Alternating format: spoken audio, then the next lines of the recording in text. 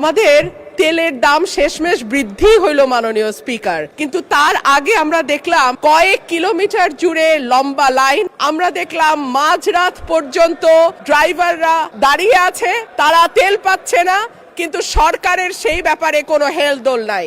আশ্চর্য হয়ে লক্ষ্য করলাম মাননীয় স্পিকার, মন্ত্রীরা যখন সংসদে বক্তব্য দেন তখন তারা অবলীলায় বলেন বাংলাদেশে জ্বালানির কোনো ঘাটতি নাই। যখন তেল নিতে যায় তখন দেখা যায় 3 কিলোমিটার লম্বা লাইন। সরকার সম্ভবত কিছু পদক্ষেপ গ্রহণ করবার ঘোষণা দিয়েছে, তার একটা হচ্ছে মার্কেট প্লেস 7টা বাজে বন্ধ করে দেয়া। চমৎকার সিদ্ধান্ত মাননীয় স্পিকার, তবে মনে রাখতে হবে কেনা কাটা বা শপিং যেটুকু হয় সেটুকু সন্ধ্যার পরেই হয়, তার আগে হয় না। 2 হইল অফিস আদালতের সময় বলে পরিবর্তন করবে, 5 দিনের জায়গায় 4 দিন বা 3 দিন তারা কর্মঘণ্টা ঠিক করবে।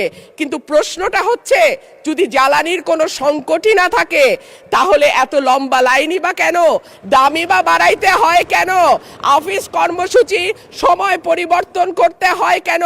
এই প্রশ্নগুলা তো ওঠে মাননীয় স্পিকার। মাননীয় স্পিকার, আপনার মাধ্যমে এই সংসদের কাছে আমি জানতে চাই, জ্বালানি মন্ত্রীরা যখন গণমাধ্যমে কথা বলেন তখন মনে হয় বাংলাদেশে আল্লাহর রহমতে কোনো সংকট নাই।